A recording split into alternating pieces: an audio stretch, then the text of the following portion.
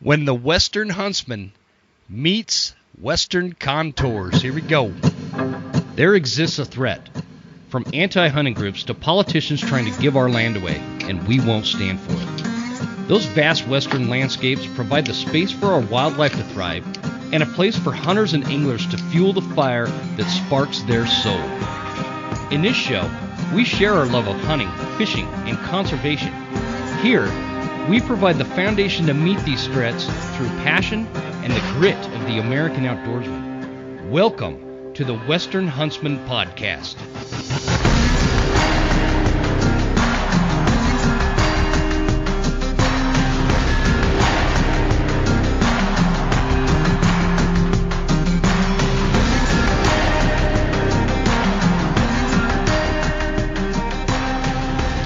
All right, ladies and gentlemen, welcome to this episode of the Western Huntsman Podcast. This is Jim Huntsman, your host, and I'm coming at you from the Broken Tine Studio right here in Clark Fork. The Broken Tine Studio soon to be having flowing running water, which, by the way, recording this show is the well guys just finished, and it sounded like this just giant machine gun going off right outside the studio, so we had to kind of delay recording here, but I've got one of my favorite people on for today.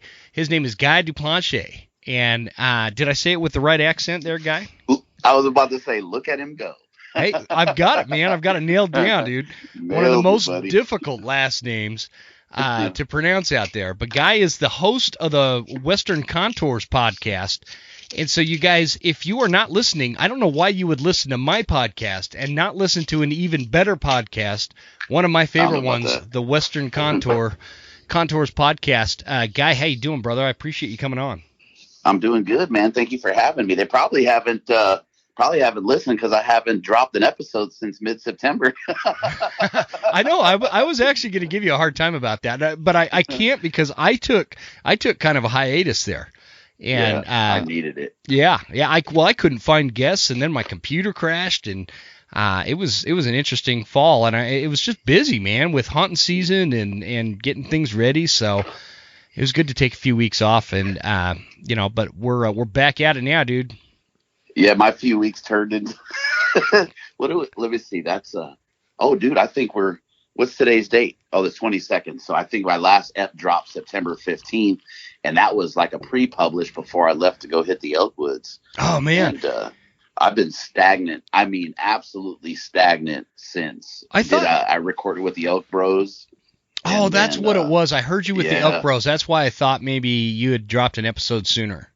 No. I actually, man, I've been struggling a little bit just with everything going on, looking around us and the crap that's going on. And sometimes I tend to feel like what we do in terms of hunting is there's a bit of selfishness, in my opinion, involved with it, right? We pull away from our families and we want this time and this experience.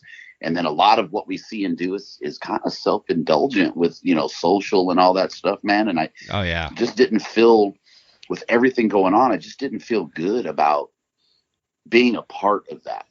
You know what I mean? No, and maybe I totally it's my hear you. skewed view, but it's just been oddball. It's not your skewed view, dude. Like, there was something in the air, and it happened around September.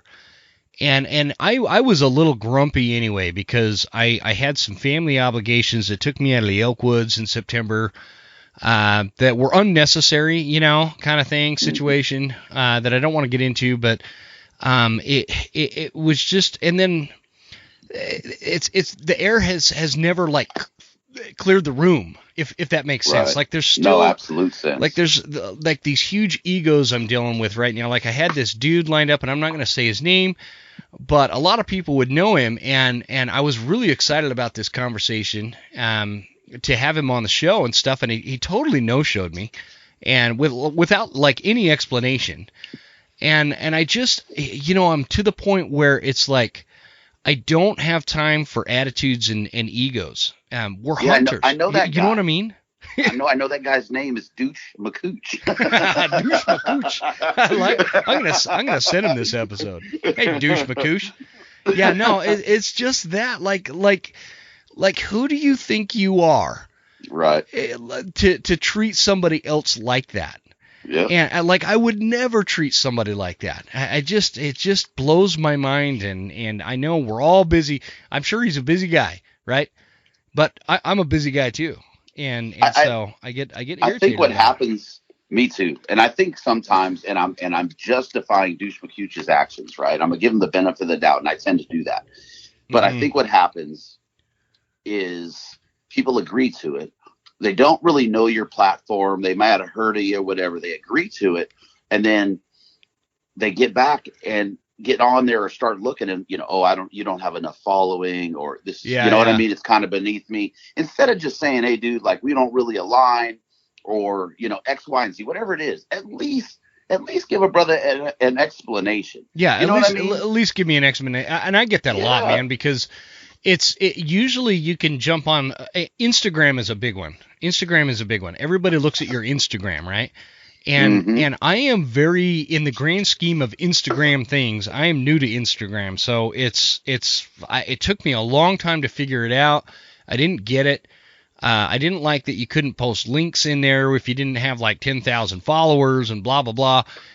Long story short is the Instagram is the Western Huntsman Instagram is not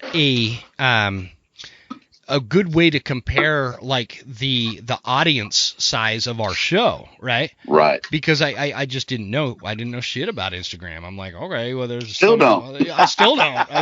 Everybody's like, oh, you got to use hashtags. I'm like, what's a hashtag, man? So, anyways, I'm figuring it out, and it's growing and whatnot. But that's what a lot of them gauge you on, and so they look at that and they're like, oh, he only has this many followers. He must only have this many downloads. I'm not going on his show. You know what I mean? Yeah. No, I hear you, because I've been down that road, and it's like I used to really try. Like, you almost early on, like, your feelings get hurt, right? Because you're not used to it, right? And it's like, well, damn, you know what I mean? Like, man, I'm not worthy or something, and then it just started to be like, you know what? F you. Like, who are you? Like, you can't even give me the decency or respect of, just, I don't care if you crap on me 10 minutes before the F. Don't leave me sitting here, mic ready to go. I'm hot. And I'm like, hey, are you jumping on? And you're just, it's just a void on the other end. It's like, whatever, bro. What's interesting is I have friends, and I'm not even going to use their names either, because I don't want to be one of those name droppers or whatever, but their platforms are freaking wildly popular. They're huge. They have tons and thousands of followers, right? And when little old me sends them an email, guess what? They respond.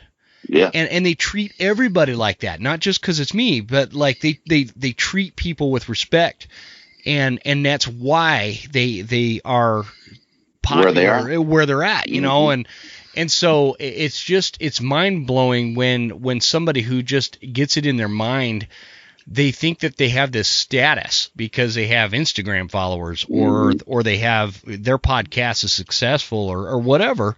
It's like a license to be a dick. And really, I mean, are there these people aren't bigger than Doug Flutie. Right? I need to get Doug Flutie back on the show, man. I haven't had him on in a while. But it's a funny state, man. But I think that it's, unfortunately, in my, from where I'm sitting, and I'm broad stroking, so, I hope folks don't take too much offense, but it really is, or gives us a tasting, if you will, of the problems with our demographic at large. Yeah, I mean, that's, you know what I mean. And that's what I want. That's what I want to talk about. That's why one of the reasons I like getting you on. And for those of you listening, if you don't know, Guy has been on the show before. He came on last year about this time, where he taught me the Birkenstocks lifestyle that they live down in California. That's where I learned about Birkenstocks. And so, and then, now you're full send vegan on them. These Birkenstock sandals, I had no idea what they were until I had Guy on the show. And then you came on too. We did that cool episode about non-residents traveling to other states and hunting. The panel. That one did good, man. People really liked that one. Good. They thought you had really good insight. I get tons of really good feedback. That's what's awesome about, and I'm sure your audience is the same. But my audience is that they keep me posted, man. If I screw up, they let me know. If I do something good, they let me know. It's like equal, and I like that. Yeah, it has to be that way. Yeah, for sure. So, and I wanted to get you back on because, in my opinion, you're like a philosopher, like me. Like we want to be these, philosophers or something. And you're a lot smarter than I am. But I wanted to. Right. I wanted to get you back on. I just talk good shit. That's what we do, man. We get on and talk shit, and I like talking shit sometimes. And I think we got a lot to talk about. We've got things like in Washington. They banned the spring bear hunt. I want to talk about that for a minute. That one really snuck up on me. I'm usually paying attention to that, and I knew something was brewing this last summer. But due to everything, I just didn't get a handle on it. And I like how they did that during the fall hunt, while I've been out just basically, off grid for since September. And all of a sudden, this commission comes together and votes for the spring bear ban. Hunting ban. So I'd like to talk about that. I want to talk about like the situation of hunters on social media, and all the shit that you and I tend to agree on, and we kind of have it, our opinions on it, and I feel like a lot of people share our opinions but are not as vocal about it as you and I, and maybe that's just because you and I, we have podcasts, so we like to talk, and so we're vocal about it, right? Well, I'm going to qualify it a little bit. Okay. First off, I'm going to start with the Birkenstocks. I do not, never have, and never will own a pair of Birkenstocks. Me and Jim were shit talking, and that's how that came up. So we got to qualify that. But I don't want to say it's because we have a platform is why we're vocal about it. I think we're both at a stage in our hunting careers, if you will, that we see the absolute importance of talking about these issues, because it's not, or wasn't, in our opinions, happening enough or in a manner that we felt was going to preserve and conserve and keep pushing this life forward, this lifestyle forward. Well said. So I don't want to say it's just because we had a platform. I know there's reasons deeper than you just talking to folks is the reason you started. The same on my end. Well, like you said before we started recording, we wanted to produce something and provide something that was bigger than ourselves. That's not like some egocentric thing that's, oh, look at me, I'm a great hunter. Look at me, I shot another this, I did this, I did that, and blah, blah, blah. The idea behind the Western Huntsman podcast is to get people behind the 24/7 passion that is the lifestyle of hunting, right? Keep it forefront, because it's when it's the off season that bad shit happens to the hunting industry in the space, such as like a bear hunting ban. And these are the things that come up and they sneak up on us, and we have to be super diligent. I have a lot of really good friends in Washington because they're my neighbor, and now these guys, they have to deal with no spring bear hunt because of emotional decisions made by people that have no idea what the benefits to a bear hunting season in the spring are to the biological systems of the landscape. And so instead of science, we've got these emotions, these uber liberal type, animal rights activist type kind of people that come out of Seattle that are they just don't live in reality. They're the ones that have the loudest voices, even though they're this, largely a minority group. And so, but what leads to that? What leads to that kind of stuff? And it goes back to what you were just talking about with how sometimes hunters behave on social media. Hunters treat each other while we're busy fighting amongst ourselves. Like it's like this every year on Facebook and Instagram and all these places where a hunter posts a picture. Oh, hey, I got a buck today. I got it done, and blah, blah, blah. And then you read through the comments and people are just being dicks about it. Oh, well, that shot placement sucks. Oh, well, that weapon sucks. That rifle is terrible. You shouldn't have used it. Oh, really? There's a dead deer there. or a dead elk, or all this stuff that is just so unnecessary that feeds into the anti-hunting movement. And anyways, I kind of went off on a tangent there, but the point the point is my platform, my podcast, my show is all about building this passion for hunting and the lifestyle of hunting so that we're there at the forefront to preserve it for our future generations. And I mean, with that being said, I mean, and I'm sorry to cut you off, but no, you're good. It's scary because that's what we've said for decades. Yes. For future generations. Yep. But I'm looking at it now in the last year, and I'm concerned about the future of my hunting. Whether I'm going to be able to be out in the elk woods or chasing, muleys in 2 years, 3 years, 10 years. Yeah. The threat is, I mean, look at Washington. Look at it, man, when they table that stuff, when that stuff is grounded, we're not getting it back. No, it's not coming back. It's not coming back. There's like no getting that back. There is no, and honestly, with the Washington bear ban, the spring bear hunt, I don't know how to even begin to describe to the audience what happened there, because honestly, I don't know, and that is my bad. There was rumblings about it in the summer, and I knew the commission was getting together and it was part of the discussion or whatever, but I assumed that it would get squashed. I was wrong. Man, I was wrong. It is not like the situation that happened in California this last winter, where you had San Francisco Senator Weiner come out with this bear hunting ban, this all-out assault on bear hunting in general in the state of California. And I got pretty busy on that one. I reached out to his office. I tried to get him on the phone. I had one of his staffers emailing me back and forth, and like he was going to come on, and then he just refused to come on. And it was just like people got involved and shut that down, but it was just a temporary victory because that thing's coming back. Go ahead. Sorry, man. But I think, okay, so the long gamers, right? Yeah. They haven't figured out. And if you take the California situation and you look at what happened here and how out in the open that was or seemed to be, okay? And in my head, and you look at the situation that just happened here in Washington, I mean, you're talking, it's not a couple days old. And there's a reason they kept it hush, because they saw what happened here. And these people have this long game. Dude, we're worried about the third inning on whether or not we're going to have a base hit or a home run.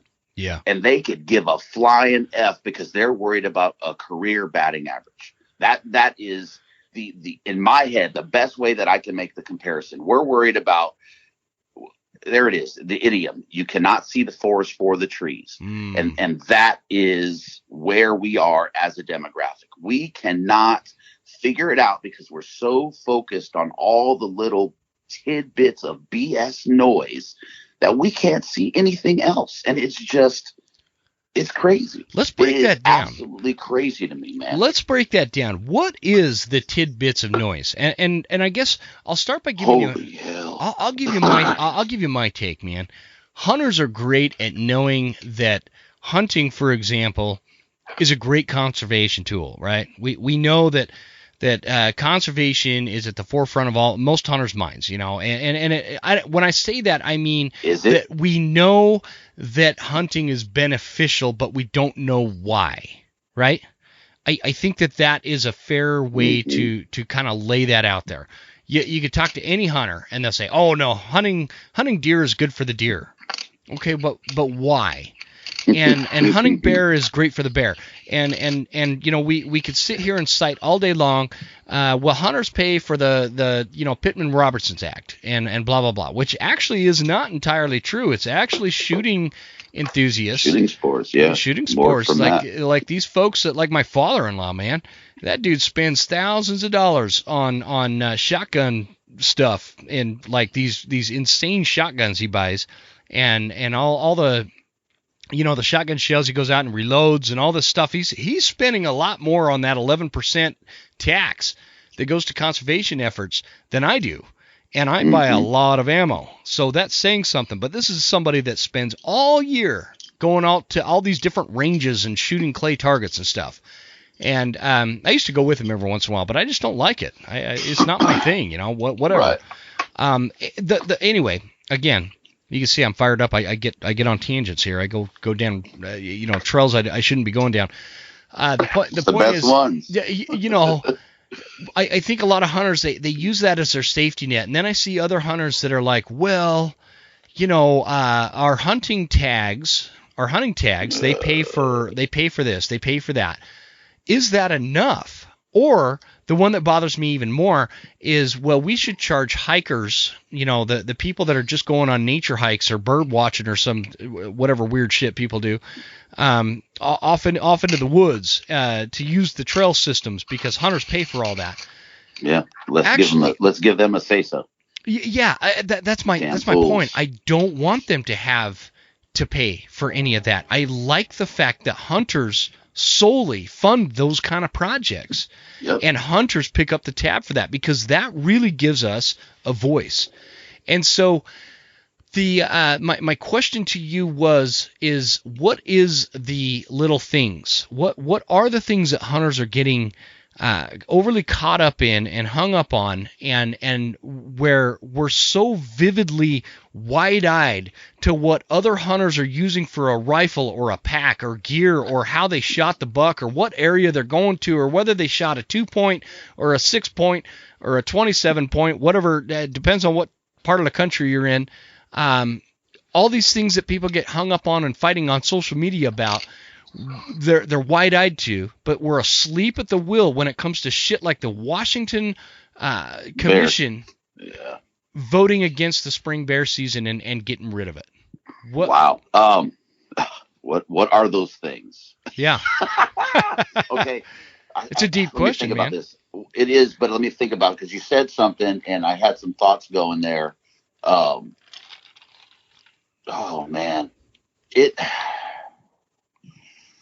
and I was actually just kind of jotting some notes down today. So, and I want to try and keep it in line without blowing my episode that I was going to release here in a couple days. Okay. Yeah. Don't blow your episode, dude. But it's this. Okay. I'm gonna go back. So we're talking our arguments, right? Uh-huh. And our arguments, fill the freezer, my tag, my license, that's conservation. That's bullshit arguments. I mean, that in this day and age is as weak an argument as one can have. But we can agree that like back in the 90s, that was a legitimate argument, right? But it's not anymore. I don't even, honestly, Jim, I don't even know, knowing what I know right now, I don't even know that the argument back then was legitimate or strong enough. The reason that I say this is because the information was there when it comes to humane society and people attacking hunting because they've been doing it for years. Look at the mountain lion ban in California. That's in the 90s. Yeah. Right? That's true. That's true. And I think that the difference, right, not to say that the argument shouldn't have been had or we shouldn't have been having it. The difference then was we didn't have the flow or stream of information at our fingertips that's available today.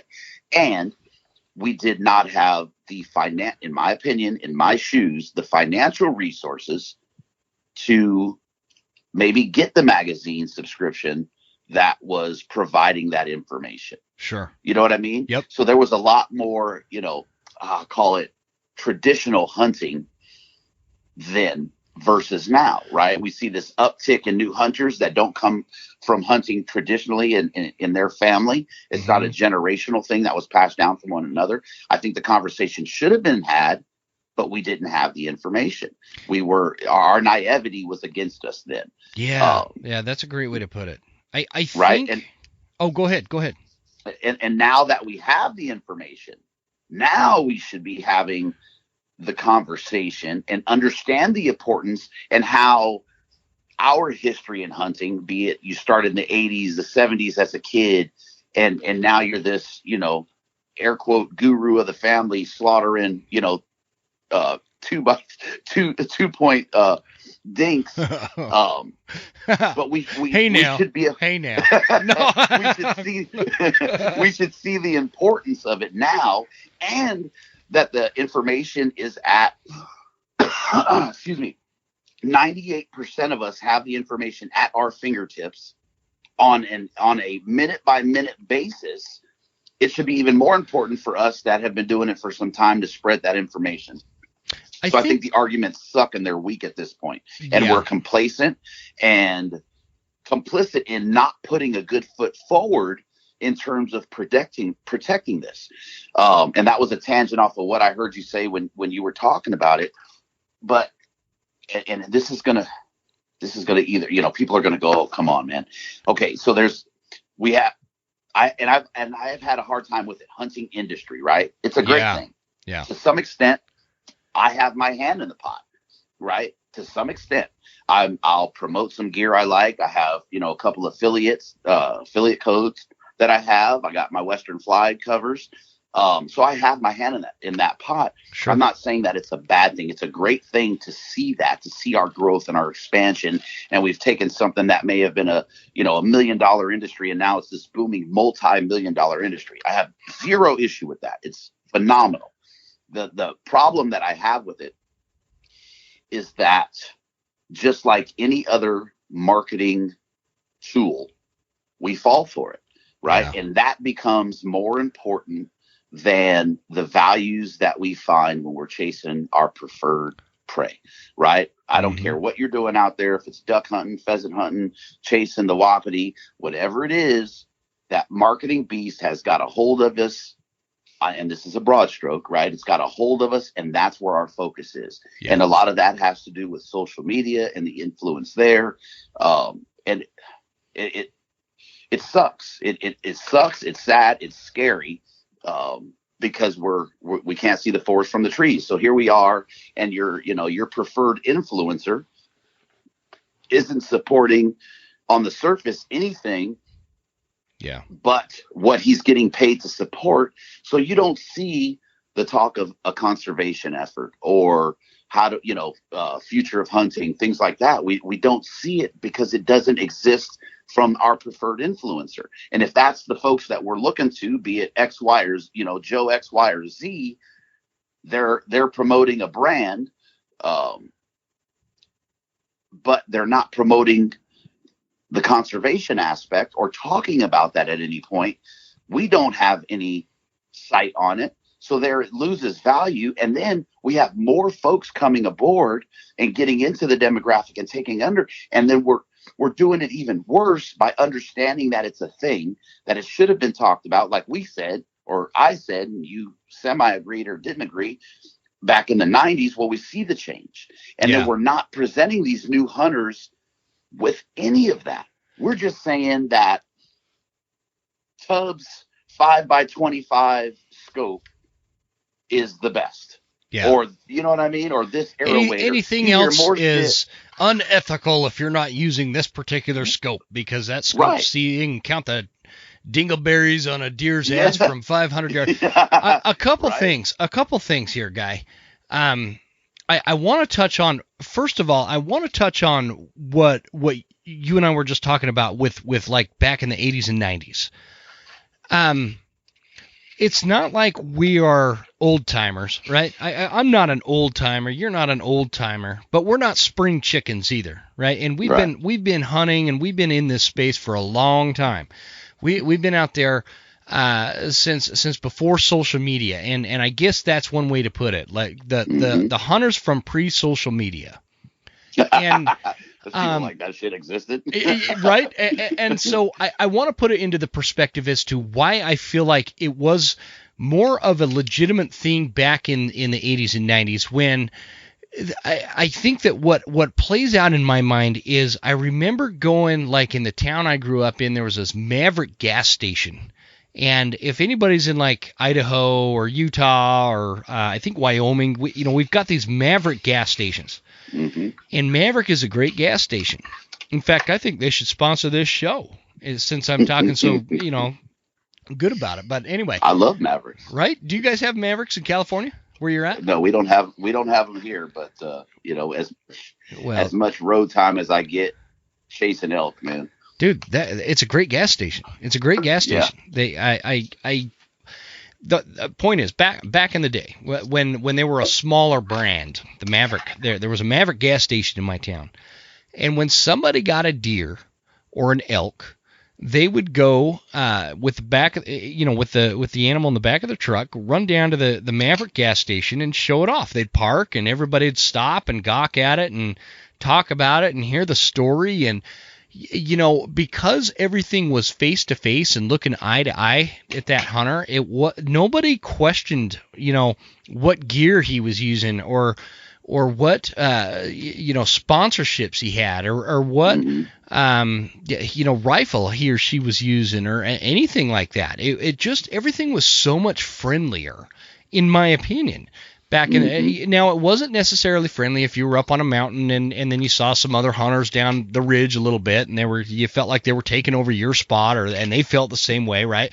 There was still that kind of animosity, but it wasn't like it was somebody pulling up to the gas station with this critter in the back of their truck, so that they can get bawled out by all these different opinions that are irrelevant to the nature of hunting. Because it doesn't matter, right? Back then, it didn't matter. What mattered was there was a dead animal in the back of the truck. Their freezer was going to be full.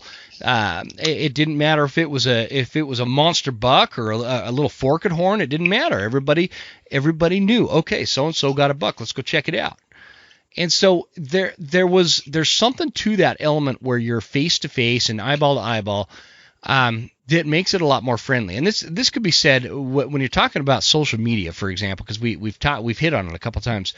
It could be said whether it's politics or whether it's hunting or whether it's people that are fanatical about cars or their trucks or whatever. Name your hobby. Basket weaving. It doesn't matter. But with it being so removed, in this world that we're supposedly so connected in with the internet, we're so removed at the same time because we're not face to face and we're not eye to eye. And I think that creates this dynamic where people think that it's just okay to be nasty to each other. And it takes our eyes off the prize. And there's no reason to do it other than the person on the keyboard can temporarily give their ego a little boost for a minute by knocking on the person showing off his buck on some Facebook hunting group, And so that was the first point I wanted to make with that, and we'll circle back to that. But I want to talk about we're gonna switch gears and then come back to this gear, if that makes sense, because that's what I'm famous for doing. I think I did it with Joe. You were talking about being on the Elk Bros the other day. I had Joe on last week, and I did this to him multiple times. I shifted gears on him. I played him a Billy Ray Cyrus song that was custom made for him. And so is the man. It's been in my head ever since, and I can't get it out. So anyway, the Western fly cover. I want to talk about that just real quick, not to make this like some promotional thing or anything, but do you know how versatile that freaking Western fly cover is? Yes and no. So okay. I have, that came out of necessity, right? When I started doing that, it started with the vinyl fly cover. Uh-huh. And I was like, you know what? I could probably do this too. So I did it, and I've used it. I use it for a blood cover because I don't like blood getting all on my pack. Yeah. Because I don't want the contents of my pack to have blood on it as I go to use it, et cetera, et cetera. And I've been out in the heat and it's in the pack and there's no shade, and I've, kind of propped it up, and I've heard people standing on it to change boots and yeah, man, sitting on it in the snow in the rain. And so I'm definitely, I took two sticks that were like, I don't know, 2-3 feet long. Uh-huh. And I created an X and made that thing like an umbrella and sat under a glass in a ridge one time. Heck yeah. I put some elk quarters in it before I got them in the bag. I've done. Let's see. I did change my boots, or I have. When you've just gone a few miles out there in the backcountry and you just want to sit down and relax, take your boots off for a minute. I'll sit on it and my feet don't get all dirty because I put my feet on it. It still has a bunch of blood on it, dude. You know what I did? I was packing out some elk quarters, and so it got all bloody because we set the elk quarters on the Western fly cover until we got the game bags out and put them in the game bags. I don't know why we did it that way, but we did. And so I like it. Then I packed it back up in the little thing, the little case it comes with, the little bag. A little stuff sack. Yep. And I don't know, 12 days go by. I stuffed it back in my pack and forgot about it. I pulled that thing out and it fucking reeked, man. And that blood on it. Oh man, I had a nose hair problem prior to this, but it melted it all. And so I had to take it out and clean it off and scrub it and everything. It's still stained with blood, but the Western fly cover, just so those of you listening, if you don't know what we're talking about, is something that Guy manufactures that is like a pack cover. And so if you're out there and it's raining, you throw this cover on, and it protects your pack and all the contents in it. And it's you know what? Go ahead and give it a plug, Guy. Where can they find it? westernflycovers.com. Yeah. Or hit me up. We're on Instagram, and that's kind of how I do it. It fits packs in that 1,800 cubic inch range all the way up to about 7K. It's kind of a one size fits all deal for now. And, it's about simplicity for me, right?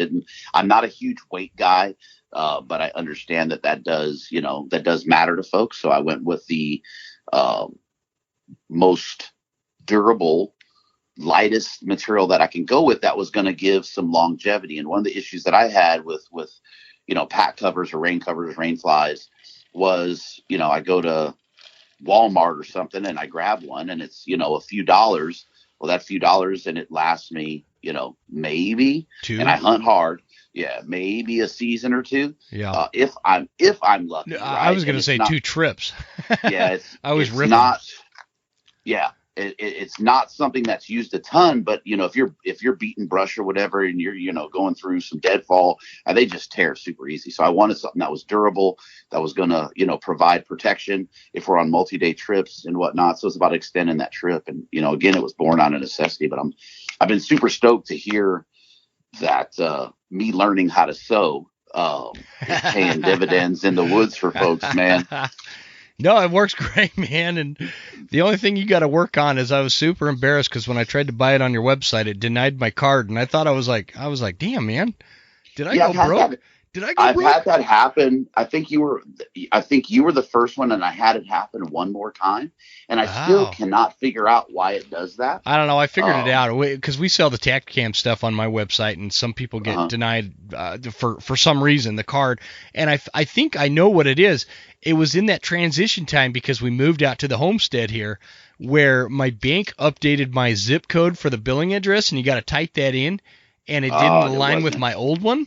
And so I was like, nope, this is a scam, mofo. And so I had to change all that. So anyway, it should work next time. But they're super cheap and inexpensive for what it is, and it's a great piece of gear, man. And I appreciate that. I want to highlight one thing that as we're talking about this, that you and I know that maybe some other hunters don't know, that as we're talking about this piece of gear, and you're much more of a gear junkie than I am, but as we're talking about this piece of gear that you provide, it's a great product, and like there was no reason for anybody to get fussy and start bashing or promoting one way or the other. Like it's one of those things. Like if people like it, get it. Mm-hmm.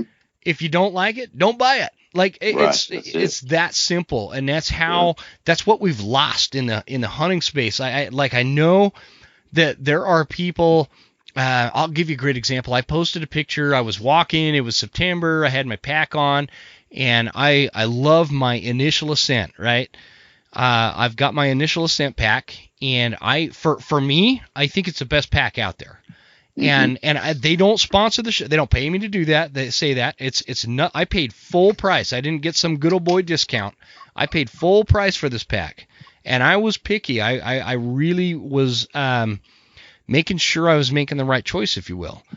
And so, long story short, I post a picture and I'm carrying the pack, and man, people are like, they're like, oh, I would think somebody like you would have an XO or a whatever. Name your other pack brand.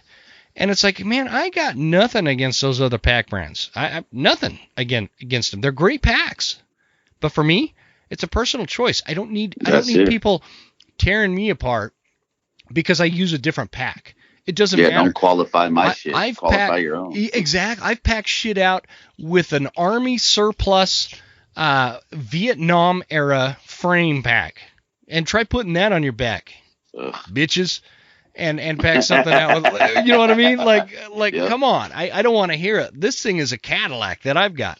And so it's just, that's, I think, one of the biggest problems that we face as hunters is, and it's not just a gear thing. It's everything, man. It's everything. Everybody has a freaking opinion. And if your opinion or your actions don't align with somebody else's opinion, then they feel like it is their place and their right and their a necessity for them to judge you and tear you apart about it online, where it's tribalism.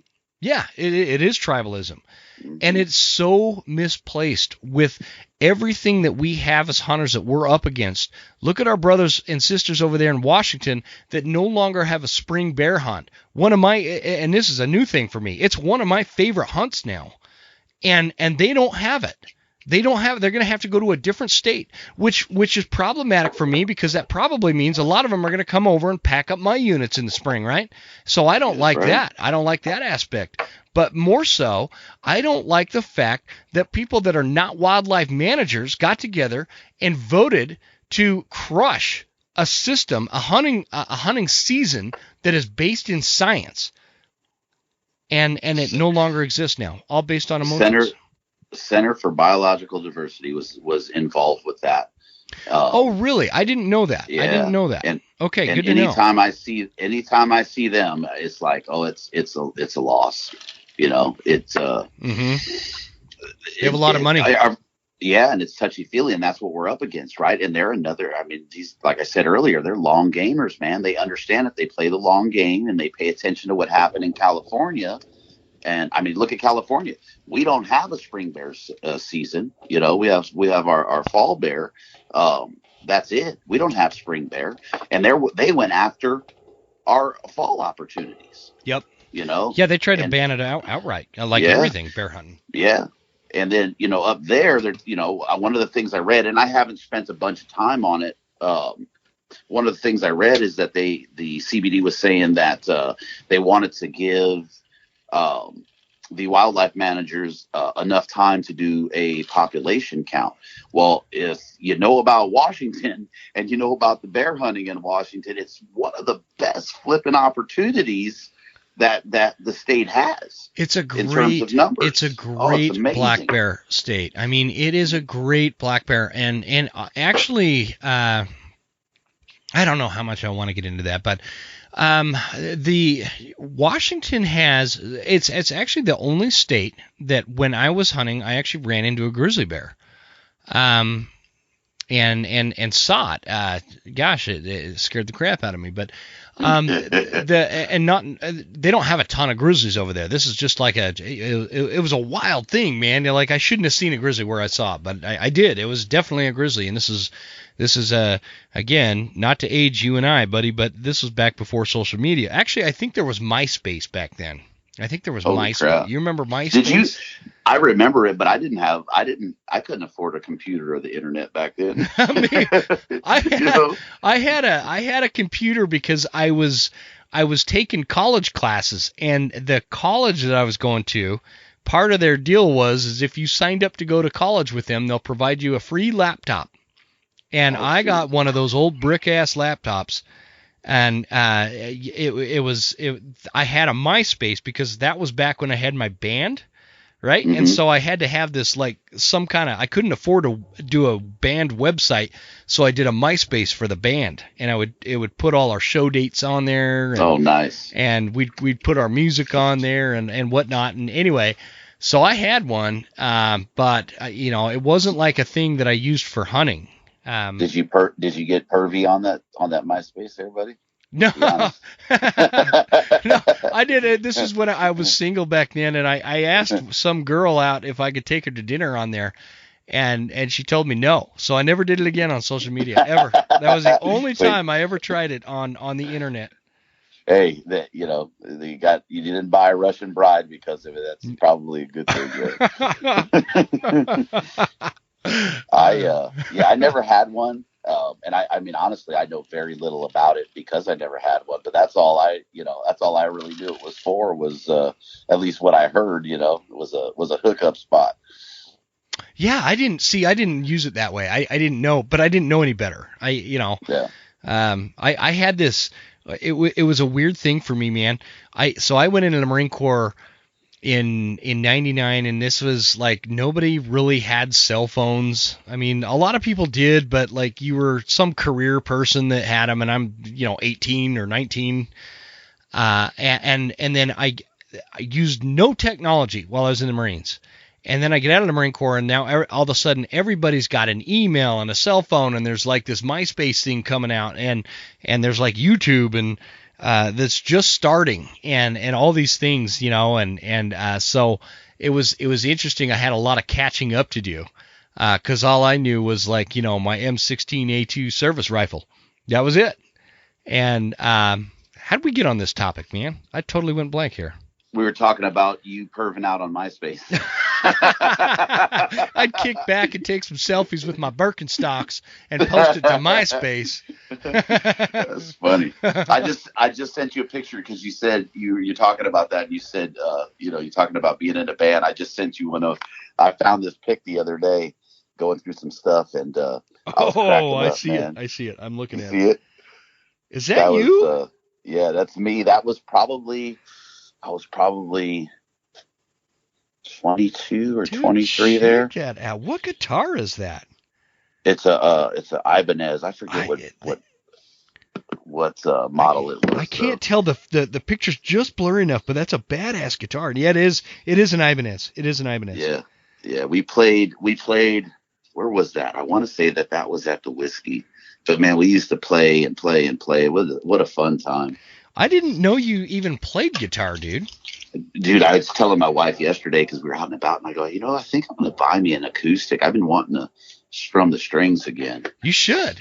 You should. I do it every couple of months. I break out my guitar and I sit around the campfire. If we've got people over here at the homestead or whatever, we'll play some music. And I didn't know that. See, that's more of the reason I want to hook up and go hunting with you at some point.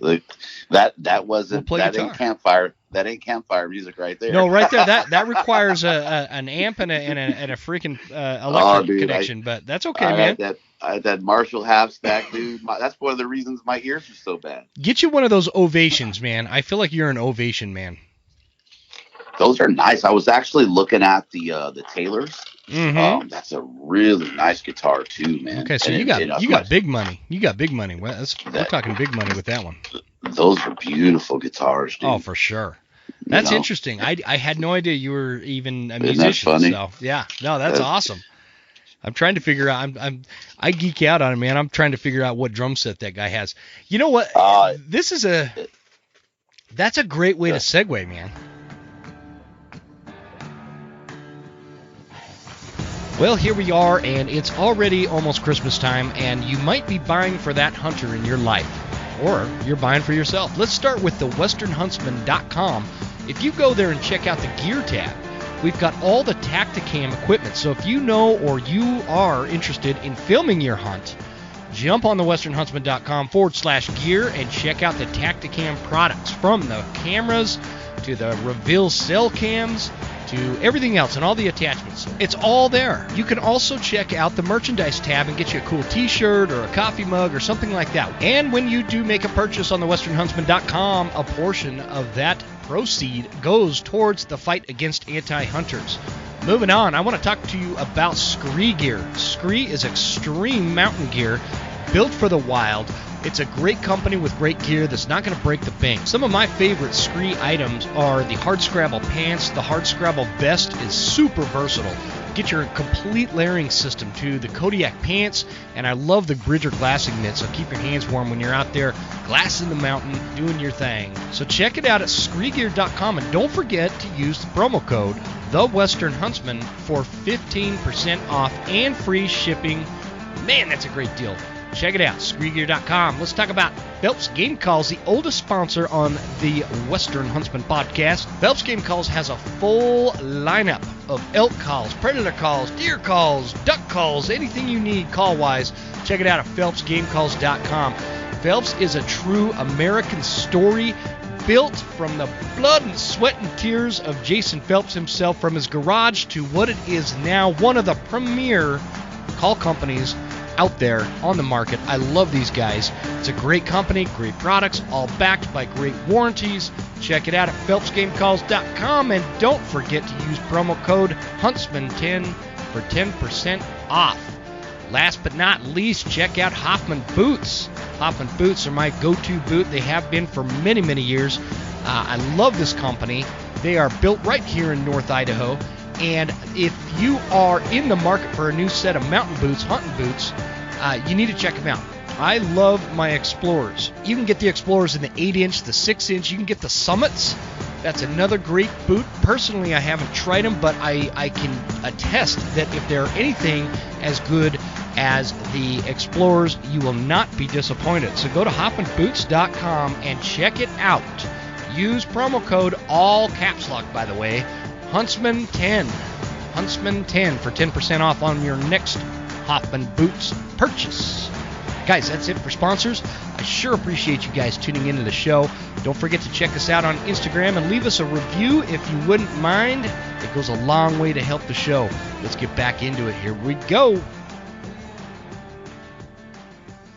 You and I, we both played music, right? And when you look at it from that aspect back then, and when I got done playing music, you're still there, right? I didn't. Yeah. Okay, sounded like you cut off there for a minute. Social media was just becoming this big thing. There was the MySpace, and then Facebook was just starting. This is like 2008 or 9 or something like that. But back in those days, I would post a picture of the band, whatever. We were playing this show, and here's, the guitars, here's the drums, here's, our setup, whatever. Musicians don't bash each other like hunters do. And there's like this attitude of brotherhood or sisterhood, or, we're on the same team kind of thing. We're musicians, we're dropping thousands of dollars on these instruments to get paid $50 to play for a night. You know what I mean? And so, like, if when you look at it like that, why is it that hunters have this tendency to just verbally abuse each other on social media? Do you have like a thought as to why that happens? Because you can't get punched in the freaking kisser 1,000 miles away. I think we talked about that.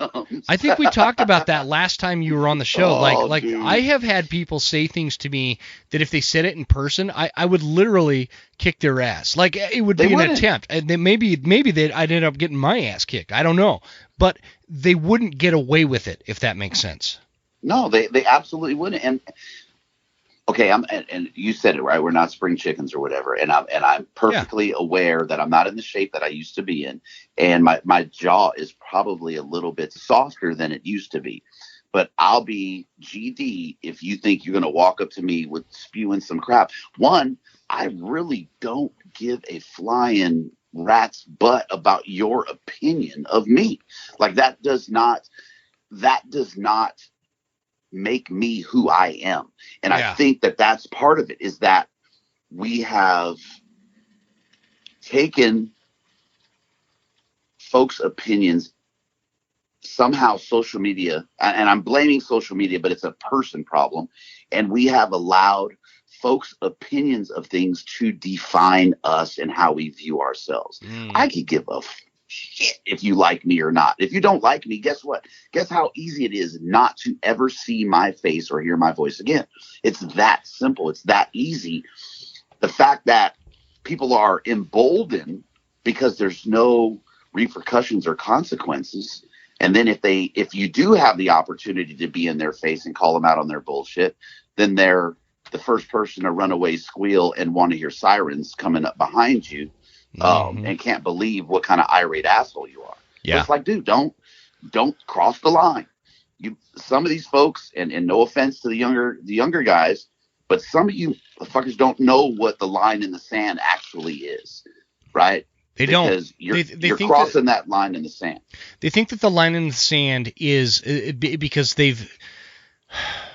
I don't mean to be offensive but the younger generation does have a lack of vision in terms of what happens when you disrespect somebody, right? Because back in the day, when if you were in a bar back in the day, and this was a situation I was in many times, and fists start flying, it wasn't this big deal. Like, somebody'd get beat up, somebody would get some sore fists, and then you'd go over to the bar and order another beer. That was it. You realize how much grief we're gonna catch, right? Oh, I'm sure. Whatever. Come at me and cancel. Come at me, bro. Come at me, bro. But I mean, shit. That's how some broken noses, a couple of teeth would fall out, and that was it. Like, people didn't really get arrested for that and go to jail, right. and we didn't have all these. These panty wastes running around out there talking about how you can't, don't promote violence or whatever. I'm not promoting violence. Shut up. You don't even know what violence is. This is history. This is how things were settled amongst men back in the day. We'd punch each other.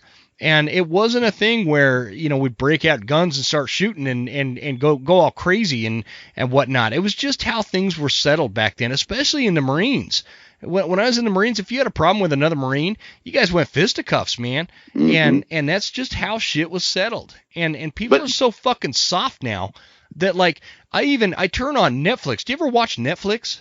Mm-hmm. You turn on Netflix and they bring up these things at the beginning of the show, like, oh, caution. Yeah. There's nudity, there's cussing, blah, blah, blah. And then one of them is smoking fucking cigarettes. Like, bitch, my mom smoked cigarettes when she had me in the hospital. Like, in the delivery room, they were smoking cigarettes. And when I got a cold when I was a baby, my grandma put goddamn whiskey in my baby bottle. And you bitches can't handle a little bit of smoking on TV? Like, what is wrong with people? I'm going way off, dude. We're going to get canceled. We're getting canceled for sure.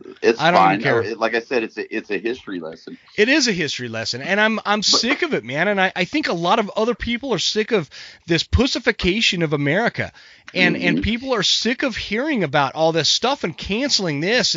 And everybody's so freaking offended by everything. By the way, for those of you, I know my show normally isn't as filled with racy.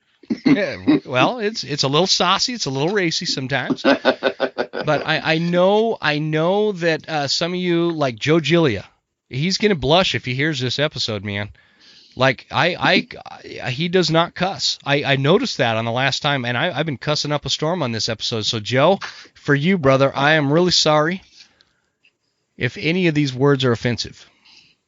There you go. But Joe's not soft. He's not going to take it that way. See, that's the difference.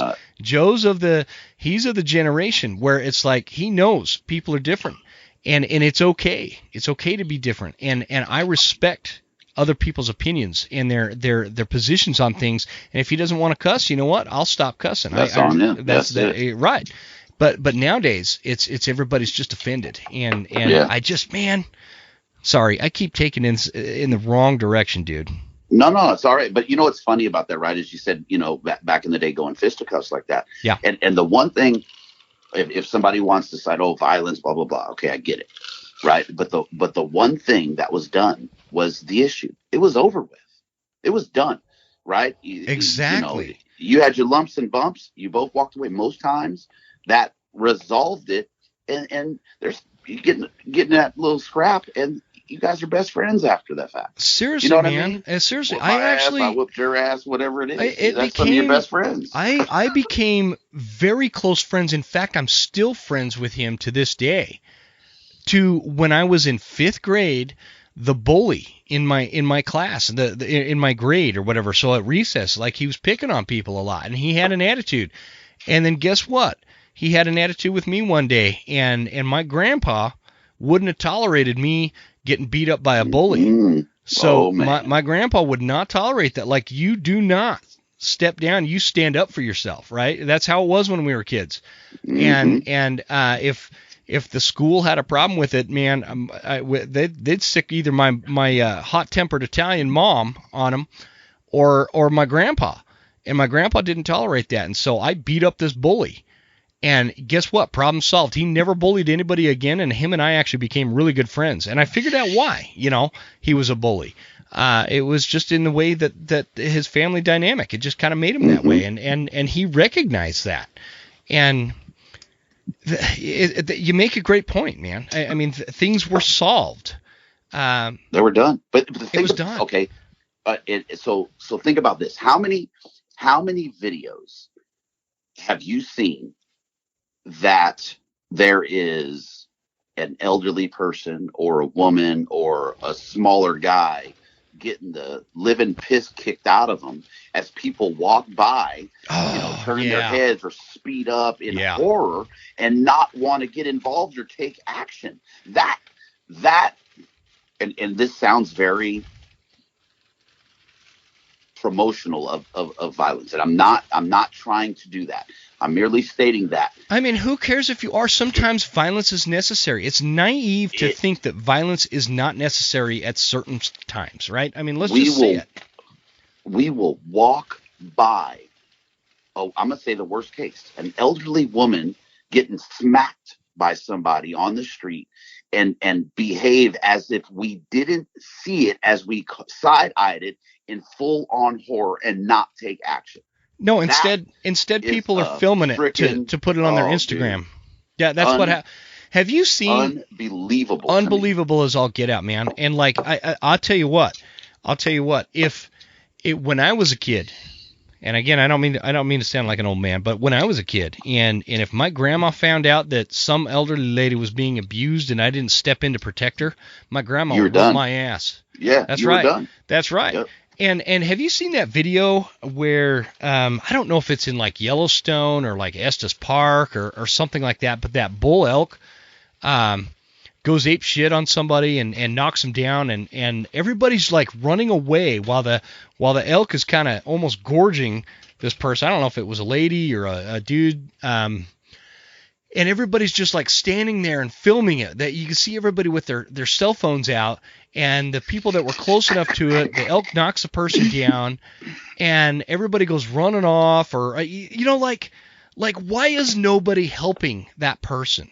Like looky-loo syndrome, bro. 800-pound animal, and it's rutting. So yeah, it's pissed. It's coming at you, and everybody runs away while this person who was kind of an innocent bystander, he wasn't even the one, or he or she wasn't even the one that provoked this bull to do this, but everybody runs off. Love thy neighbor as long as it doesn't cause me any harm.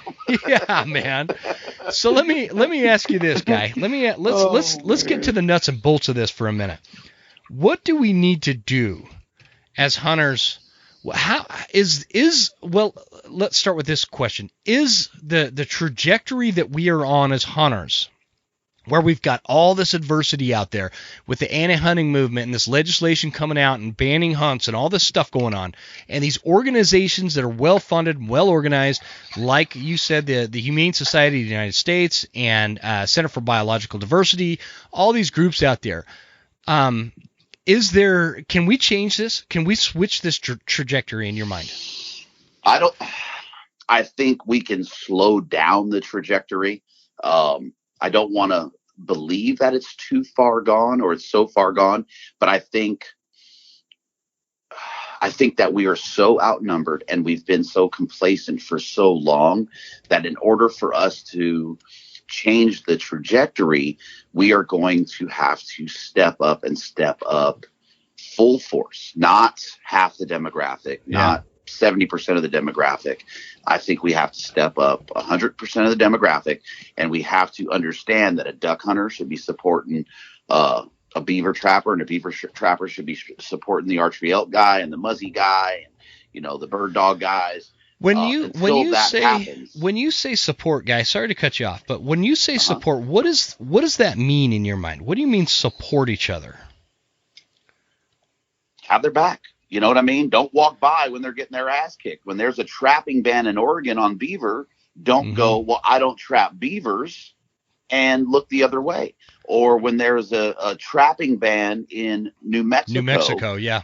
Don't get pissed because you're a bird dogger and your dog's at risk, right? Because if we're going to walk by and watch the little old lady get beat up, then we're just as guilty as the people that are doing the beating, in my opinion. We can't be complacent or blind to the fact that it's coming for you next. I feel like the one really cool thing that we're getting out of this episode, guy, is exactly what you're saying. Is the little old lady getting beat up is a great metaphor for hunters getting their asses handed to them on social media for something that's irrelevant to the future of hunting. For example, for me personally, I have no opinion one way or the other on the 6.5 Creedmoor. I don't have one. I'm not opposed to having one. I'm not for having one. I don't have an opinion on it. Don't care. I know two things. I know that if the right shooter is behind that rifle, it's very deadly. And the second thing I know about it is it's highly controversial. What's the controversy? That's what I was going to say. I'm going to add a third one is I don't know what the controversy is. I don't know why we as hunters need to judge other hunters on their personal preference as to what caliber they're using. Because you heard it somewhere that 6.5 is not a great rifle, then you think you need to trash that hunter online. That's the same thing when we all stand by is a little old lady getting beat up at Walmart and everybody's filming it instead of helping her. Mm-hmm. I think that is a really good concept in terms of a metaphor that we're getting out of this episode, man. I would love to hear a guy that trashes a 6.5, Creedmoor, PRC, whatever it is, and actually have them explain why it's not a good round. Yeah, me too. You know what I mean? It's like, okay, explain to me why. That should be a requirement. If you're going to bash something, then you got to have a reason to bash the shit. Yeah. Right? Yep. If you haven't run an initial ascent pack and you have an opinion of that pack, you're part of the fucking problem. Right? If you've never put one on, if you've never held an EXO, I don't care what pack it is. And I'm biased because Dennis and Joe are exactly good people and they're my friends, right? I'm Me biased, too, man. And it's great. It's a great pack made by great dudes, right? That doesn't mean that the EXO isn't a great pack made by great dudes as well, right? I just personally know those guys over at an initial ascent, and so I use it, right? But it's like, my buddy Gabriel, Ivory Holsters, right? He's an EXO guy, right? Mm-hmm. And I'm like, hey man, I need a holster to fit my IA pack. Dude, he didn't get pissed off at me. He's not mad at me because I run an IA pack and I'm asking him, this is the belt and blah blah blah blah blah. You know what I mean? It's like it doesn't make zero is accomplished by the divide. It just doesn't matter. It just doesn't matter. It's laughable. Like I went bear hunting. Dirk came up and him and I went bear hunting together, right? Mm-hmm. And Dirk Durham, for those of you listening, we go on this bear hunt. He's running this. He's using this Kafaro pack. I was actually, you know what I was using on that one because I didn't want my initial ascent to smell like my bear bait. Was a Burlestock, and that Team Elk pack, that Burlestock Team Elk pack. I freaking dig that pack. I dig it. I've been using that thing for years. And is that against initial ascent? Nope. In fact, it's a plus for them because I don't want my initial ascent to smell like I use bear crap. Yeah, exactly. I use some very potent stuff from Batum 907. And that stuff I still smell it when I walk into my trailer that I'm recording in right now. That this Burlestock's in here, and I catch a whiff of that Batum 907, and it's been 6 months since I've packed any Batum 907 in that stuff. So it's potent stuff. And did Dirk and I at any point during that hunt discuss each other's packs and which one was better and why Dirk's mad at me for not using the same pack as him? Nope. Not once. Not once did we talk about it. It's just an irrelevant factor. So while we're fighting about whose pack somebody's using or whose rifle or what caliber somebody's using and whether or not if it's brown it's down versus let them grow and all those things that we all get so hung up in what's happening, the commission in the state of Washington is getting together and banning hunting seasons. Yeah. That's what the result is. While we're out hunting. While we're out hunting. And coming home at night and arguing about what somebody shot versus paying attention to what the commission in the state of Washington's doing. And I fault myself. Forest for the trees. Yep, I fault myself for it, man. So I asked you if you think it's reversible and you feel like it's at a point where we maybe can just slow it down. I think we can slow it. I mean, if you look at what Wayne LaPierre said I think that was 76, right?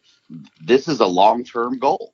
We're going to fight this. It's going to take X amount of years, and this is what we're going to accomplish. And if you look at where we are in that fight, right, in terms of hunters, where we are versus where they're at, dude, they have decades of historical data. Yep. Dude, they have way more money. They have people that are emotionally based and focused that are willing to give up weekly or monthly stipends to them to push this through. And here we are, to your point, and we're wondering if you and Dirk are going to go to fisticuffs because you're both violent, because you're old. We're all old. All we know how to do is fight each other. Fight, right? But we won't fight the good fight and stand up and realize that the crap we're arguing about has no relevance to our pursuits, ultimately, outside of some comfort. And we're going to lose. I can't even say losing. We're losing. We will lose something every year. We will lose in one state or another. Yeah. You know what makes one state or another. What makes me crazy is I had a guest on my show, and I don't remember who it was or what episode it was, but he said that, I don't think in my lifetime or my kid's lifetime we'll ever lose the right to deer hunt. And I remember thinking at the time when he said that, I'm like, oh man, I don't know. And now here it is, it's been, we're coming up on 2 years since I had that. It was one of my guests that I had in like the first few months of the show. I'm racking my brain trying to think of who it was. Anyway, that's a reality, man. It's a reality that we need to think about and we need to understand because this is coming to a head. And I want to get your take, Guy, as to, again, going back to the question I was asking, you're of the opinion that we can maybe slow this down or whatever. What do hunters need to do? How do we solve this? How do we get together? I hate the term unify, but how do we unify? Like, how does this slow the process down, slow the bleeding? And get to the point where maybe the masses out there that don't hunt, that don't understand it, that fall for the propaganda that come from organizations like the Humane Society of the United States or PETA or the Center for Biological Diversity, all these organizations that are really good at marketing this highly emotional stuff. How do we counter this? How do we do this, man? What's your opinion? So I know it's a lot. Bear with me. So I don't know if I talk about what we're up against, but so how I see it is we're playing a defensive game 98% of the time with that, right? Mm-hmm. And that defensive game takes people way smarter than me to understand what's going on, to read bills in its entirety, and to go to state legislator on the national level, state level, whatever, and fight those fights, right? Yeah. We have to support those efforts. And I don't care. I have my opinions, just as everybody else, about some of the groups, right? Some of the organizations. That organization, if it's fighting, if you align with that organization, frickin' do something. Well, right? and there's something there. I want to stop you right there because there's something there's a lot of confusion with these organizations and as to what they can do. Like the Rocky Mountain Elk Foundation, I'm a member. I've been a member for years, right? I've even been like their high level member kind of thing, whatever. Mm-hmm. And I know a lot of people have a lot of opinions about the Rocky Mountain Elk Foundation, but for me, I think that what they do good wise is better than what they do bad wise, and so I'm a member. Does that mean that I can buy a $35 membership to the Rocky Mountain Elk Foundation and feel like I'm doing my part for conservation? Nope. Not at all. In fact, what a lot of people don't understand is the Rocky Mountain Elk Foundation is a nonprofit. They are not a lobbyist firm, right?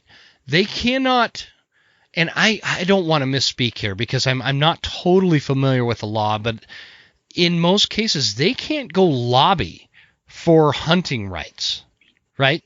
They cannot persuade legislatures.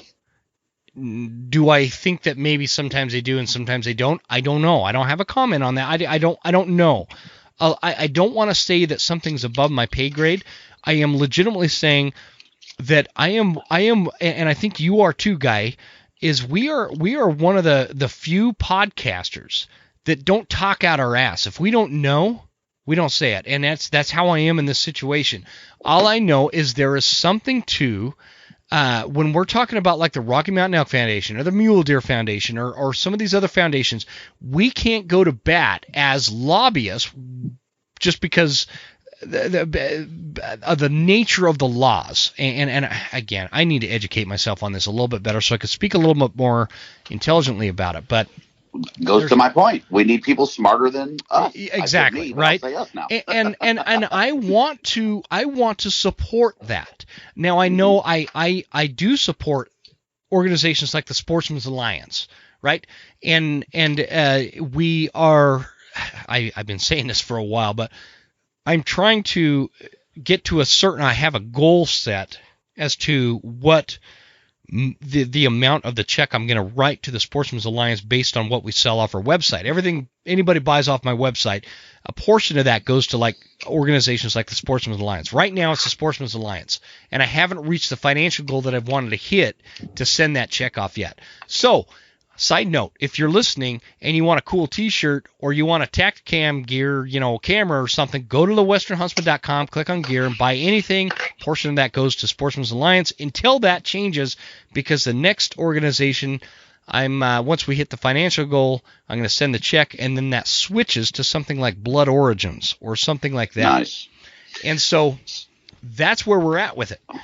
Okay, so let me. Can I jump in? Yep, go for it. And this is kind of personal to me.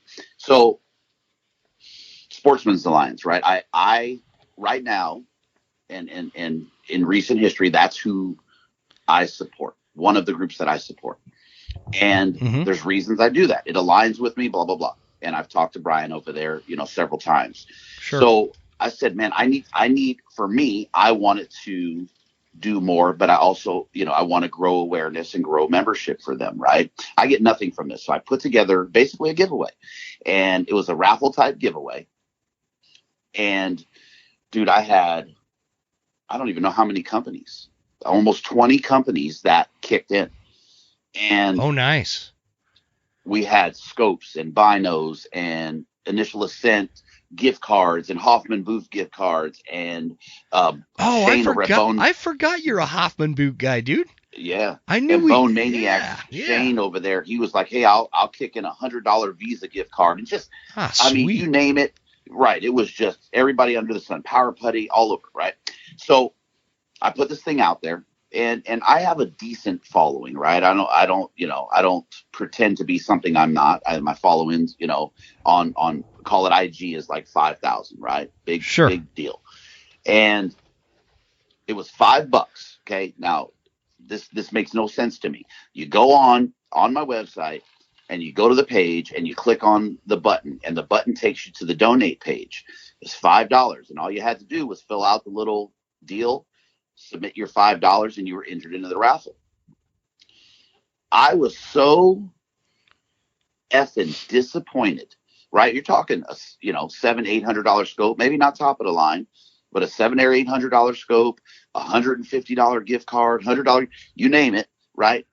Dude, I was so disappointed by the lack of submission that I saw, and it was going directly to SA, right? It was going directly to Sportsman's Alliance. I was so disappointed that I just stopped. And see, I didn't even see that, man. I would have totally entered that. That's right up my alley. This was when did I start it? June, July, August, I think I started somewhere in there. I started running it. I paused it because of elk season. And then I came back and I was like, all right, I'm gonna hit it again. And I'm looking and I'm like, why am I doing this? Yeah. Like why? What is the point? If you don't care, if hunters do not care enough, and I even said it on there, look, if you can't give $5 to get in the raffle, just go on and put a flipping dollar on it, because I know you got money because I see what you're spending it on. Right. We can't even do that, dude. We can't even step up with you're getting something for free on something that you shouldn't have to have incentivized to get anything but to keep your fucking privilege and keep this going for the future, because you say you love it so much that you want it here for future generations, but yet you do a flipping thing about shit. It. A lot of people don't do shit. They think that buying a hunting license is enough, and it's not. And I'm not trying to be rude or offensive to anybody listening to this that hasn't, but hey, real quick, dude, are you going to run that raffle again? Text me.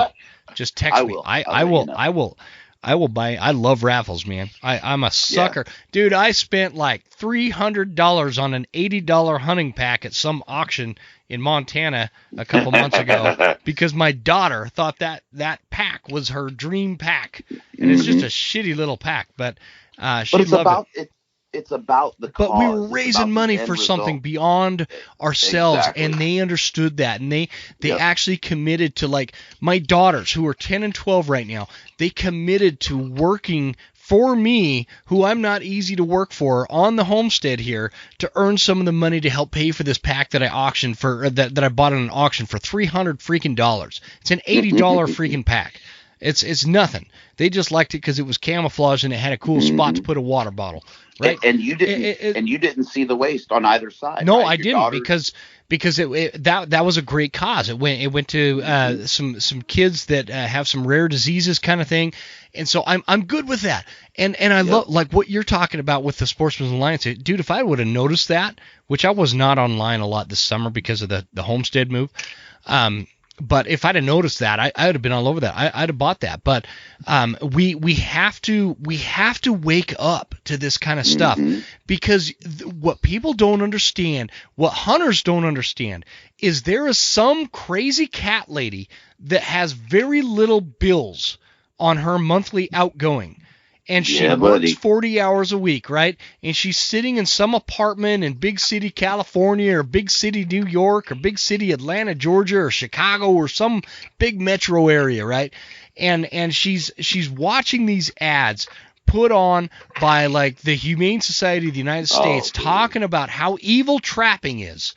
And they don't add in any of the factual, scientific, and biological information that is pertinent to her making this kind of decision. But they say, hey, donate $20 a month to help us save these animals from these evil traps, or this evil hunting season, these trophy hunters in Washington that want to kill our mighty Bruins, and all these things that they propagate, and people fall for it. They fall for it every single time they run this kind of marketing schemes, and that's what they are. They're cottage industries.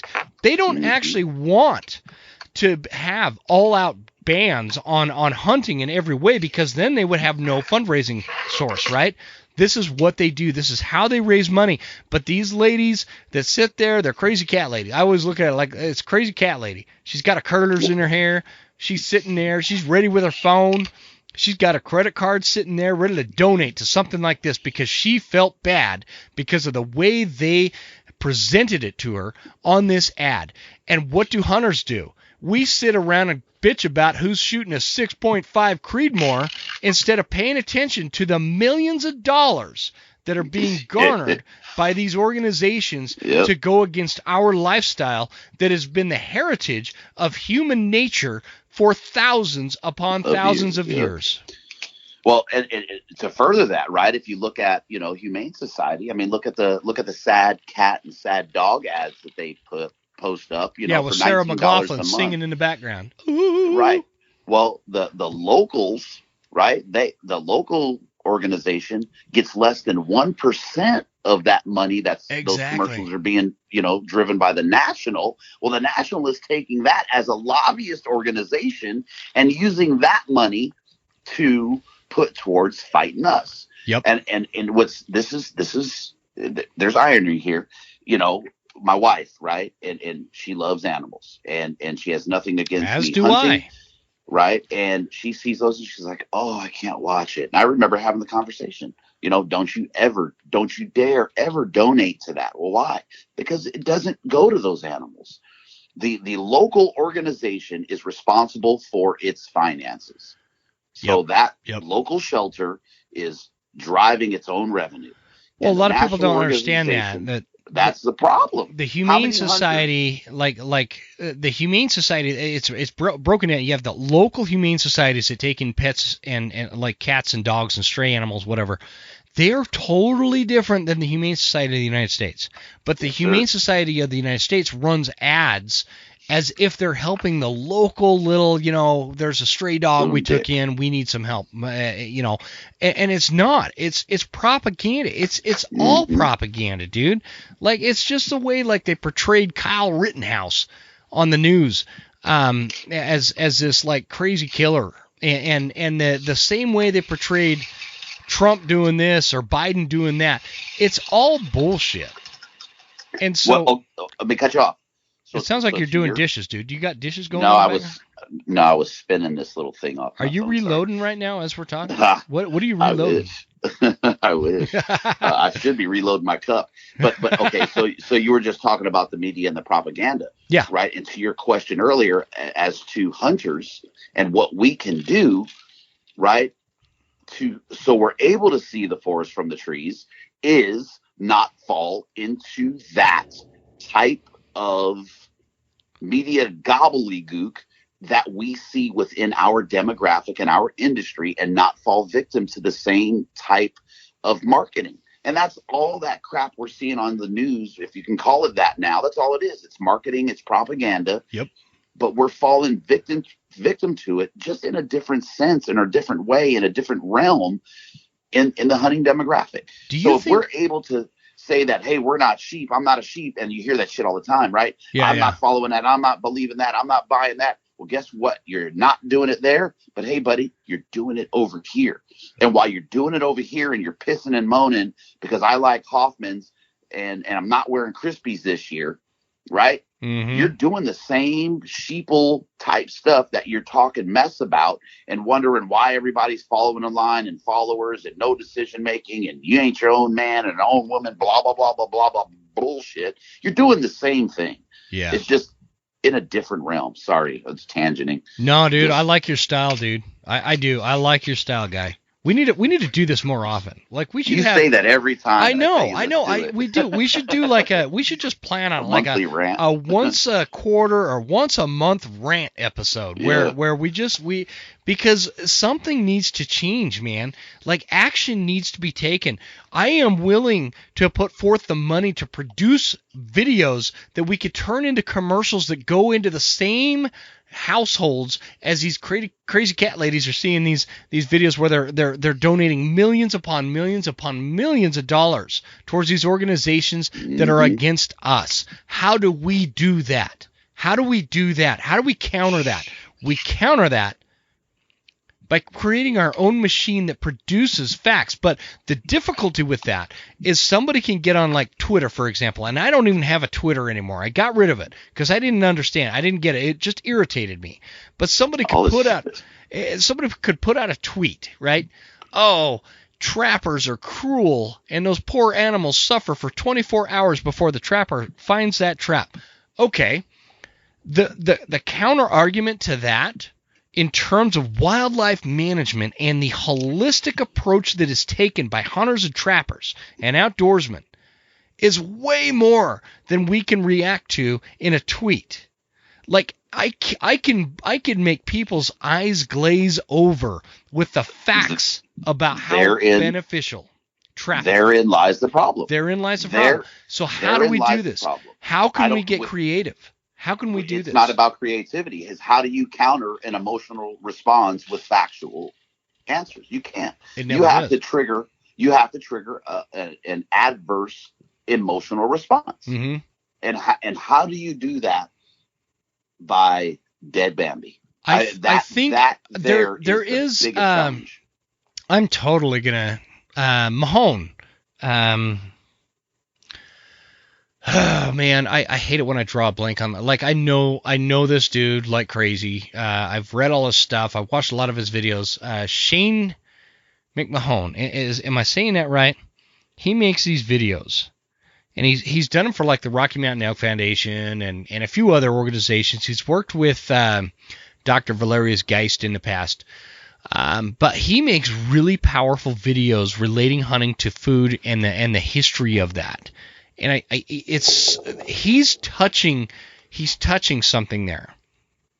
Why am I totally drawing a blank? If I wasn't recording, if we were just sitting around drinking a beer together, dude, I would have his name right there, but we're recording, so drawing a blank. I just have a hard time. I have a hard time when I try to look at it myself, right? Mm-hmm. I have a hard time figuring out how you trigger an emotional response on the opposition of the emotional response is being triggered about poor animal, right? Because what happens is, well, you don't have to hunt. Yeah. Right. You can go to the grocery store. Yeah. So it's how do we get that emotional response on the other side? And it's the long game has been at it so long that it's even more difficult for us to do it now.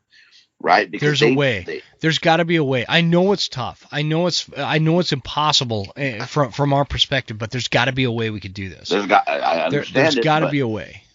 You know, it's where is it at? And it's going to take a lot of really good minds and a lot of very passionate people to dedicate a lot of time and a lot of money and a lot of effort to trying to just figure that part of it out. And because we are so far along in the process and we're playing a defensive game, well, you can't take the guys off the defense, right? Yeah, it's sort of like your football team. You got an offense and you got a D, right? So now we need the guys on the offensive side that are going to go and play offense with this. Well, where does it come from when we are complacent and we can't pull our heads out of our rear ends? It's a scary prospect, right? Where do you even begin? Because to think that for me to stand there with my grip and grin, for everything that means to us, it means 1,000 times over that I'm a hateful, egotistical, murderous, blood on my hands bastard to those people. Yep. How do you fight that? Because I can't explain to you and give you facts and like you said, watch their eyes glass over in an explanation as to why, because it's so many things, and all they have to do is say, poor animal, look at this bastard. Yeah. Right? I mean, think about that. I cannot look at this. I cannot fathom somebody acting like this. Anyways, I'm going to Taco Bell. Right? Yeah, exactly. It's just it's such a difficult thing, man, but I feel like there's enough I shouldn't say it that way. There's enough people out there that are like you and I that are passionate enough about this that we could figure out a way to message this in the right way, because I would be totally willing to raise a bunch of money somehow, right? Okay, hire. I'm gonna cut you off again. I'm sorry. Give me one hand. Give me one hand of names, not including me and you. One hand of names that you can think of that have a decent following that can start the fight. Well, that are already going down that path. They're not going down that path, but I think they would. Well, no. This is perfect to my point. Why can't we give those names? There's a problem. Because it's not what generates revenue. It's not what generates revenue at this point. So we're fucked. We're fucked. Unless we change the mindset and we change the trajectory of what we're on. How do we fight our marketing giants? How do we fight the hunting industry marketing giants without being so offensive to them that we're turning them off and their influencers are going to turn us off? We're going to cancel each other out. I have some ideas. I actually have some ideas. I'll tell you what. Like I've been, before you and I started recording, I was up sitting in a deer blind, and I'm trying to find a whitetail that is acceptable, and that doesn't take much for me.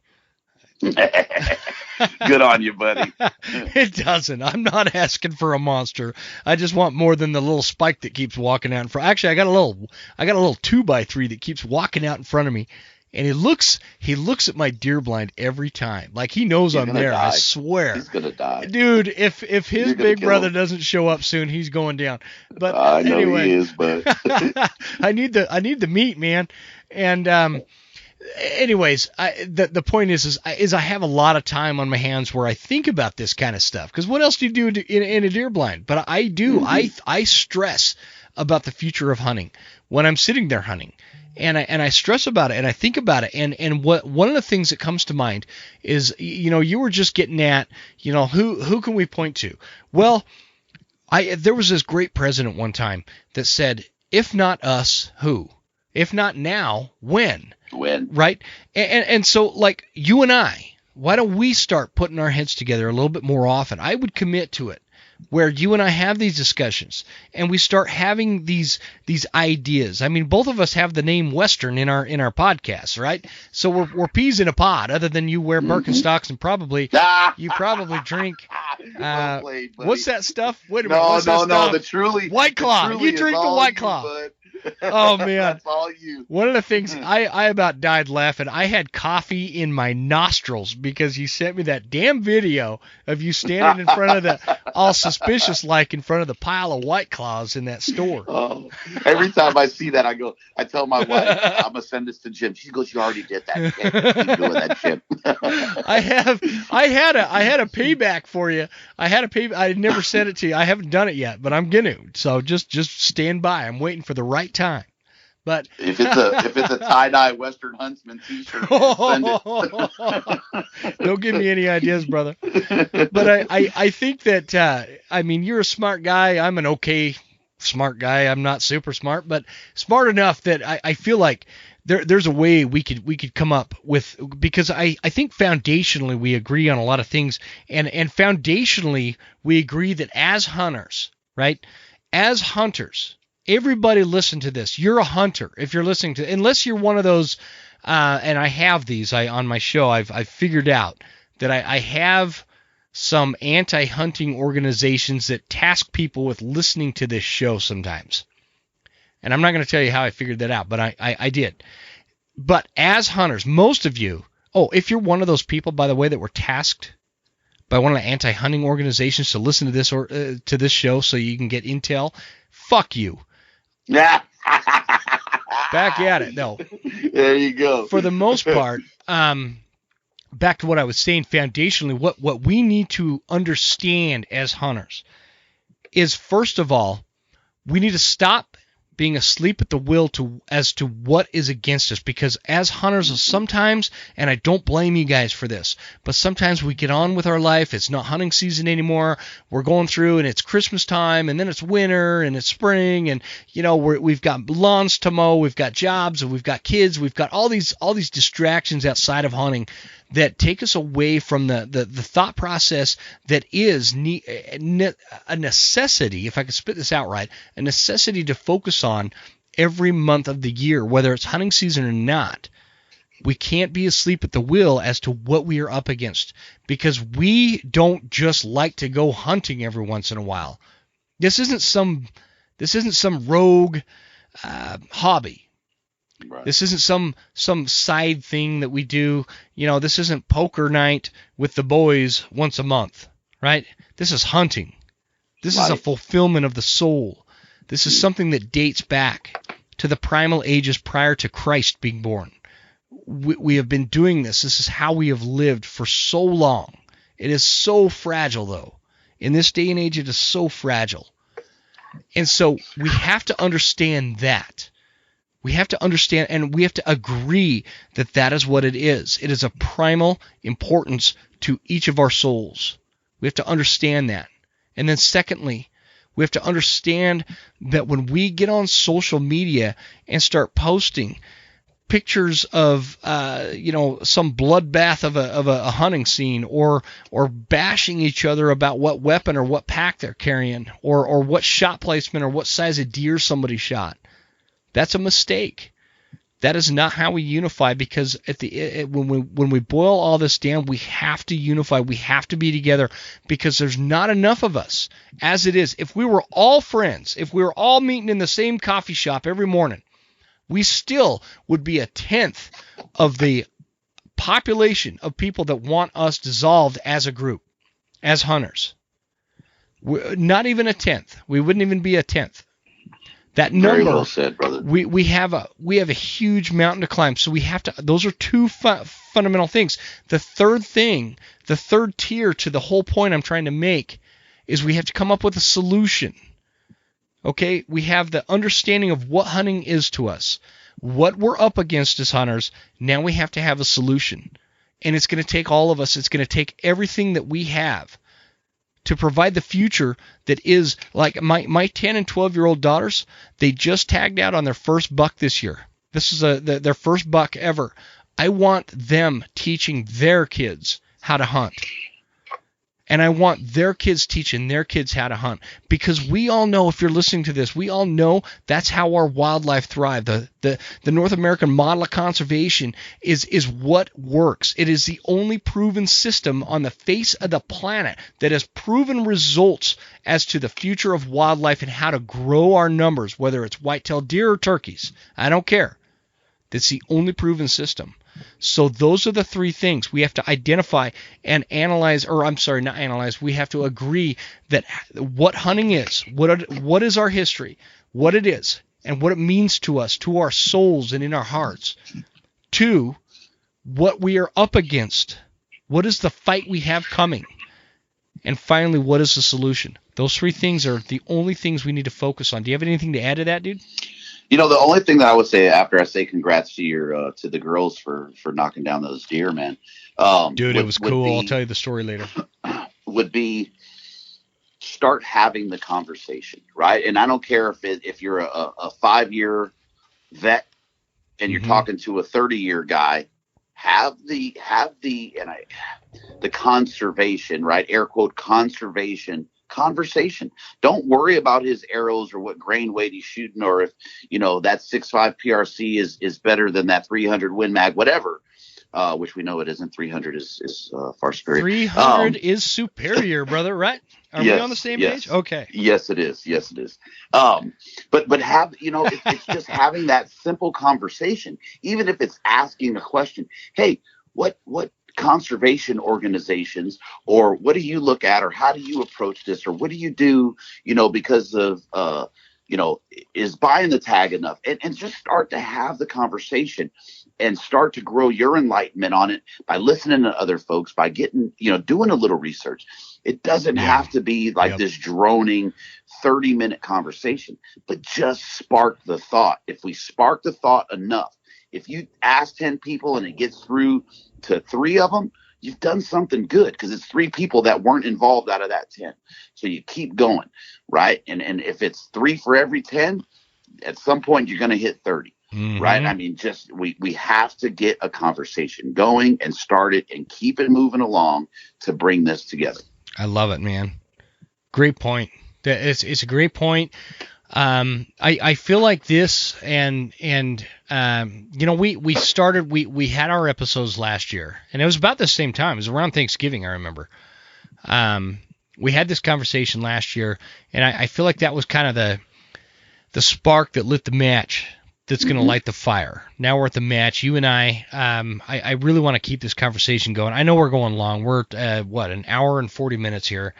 So I need to let you off. Sorry I kept you so long, buddy. No worries, brother. I got all the time in the world for you, man. But I think this is a start to a new beginning in terms of what we need to focus on and where we're going to go.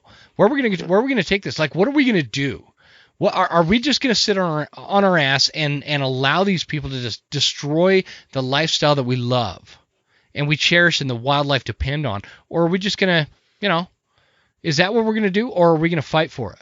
And you've got the fight in you.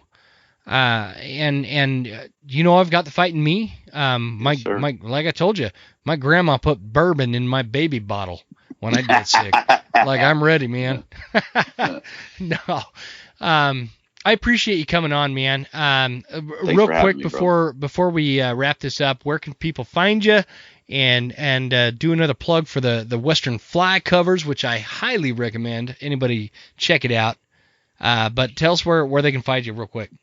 On podcast platforms, man, just about everywhere. I signed earlier this year, signed with Waypoint Podcast Network. So I'm on there, Apple, iTunes, Podbean, Stitcher, that whole nine. Yep. Instagram, Western Contours, or westerncontours.com. You can stream from there. And then Western Fly Covers is westernflycovers.com. That little deal is so much fun for me to see. I'm a gearhead, right? So see a piece of gear that I'm 100%. I make those right here in my garage. Only thing that's not made in America is my thread. My thread is a German thread, and it just had a better tensile strength. And I was able to get a bunch of it. So that's the only thing that's not made in America. But everything else is, made here at home, and it literally from the roll of fabric getting cut to, it being packaged is these two hands right here. So I appreciate any support helping, keep folks out on their outings, man, and keeping their gear dry. So it's pretty cool there. Yeah, and it works, man. It works great. I went on some rainy days this last season, and when I got up to where I was going, whatnot, I would pull that off. And like my pack and everything in it was perfectly dry. Guys, it's a great way to keep your pack dry. And I don't care what kind of pack you have. I've put it on both of my packs, both the Aberla stock, because I just wanted to try it out. I have that Tea Milk pack. And so it was more handy when I first got it, when he shipped it to me. So I threw it on that, fit great. But it fits on my initial my initial ascent, the 4K, it really well. And so it fits like a glove. Anyways, check it out, guys. I'm going to have all that information in the show notes. Check out I'm totally mispronouncing that. Western Contours podcast. And Guy, you better have some more episodes coming out, man. I've been going through withdrawals. Like I said, I had to settle back and kind of breathe in and take a look at everything and direction and everything, but had sat down to get some stuff going. I got some scheduled eps coming up, so we'll be hitting real quick here. I'm going to try and get one. The wife and I are going to Colorado for the Thanksgiving holiday, so I may or may not get this one released this week, but yeah, we'll be dropping eps real quick here, man. And I appreciate all your support, brother. Dude, Thanksgiving is this week, isn't it? Yeah, it is. Holy cow. So yeah, it's crazy. Wow. Well, I wish you and your wife very safe travels and a very happy Thanksgiving. And thanks again. It's always a pleasure, man. I love getting you on the show. Same. We're just, other than you're a Californian, I feel like we're just brothers from another mother. Not for long. not for long, buddy. Oh, that's information we'll have to talk about. Yeah, there's a reason for my trip. So. All right, sounds good, man. Well, thanks again. All right, bro. We'll talk soon, man. Happy holidays to you and all the listeners. We'll talk to you guys.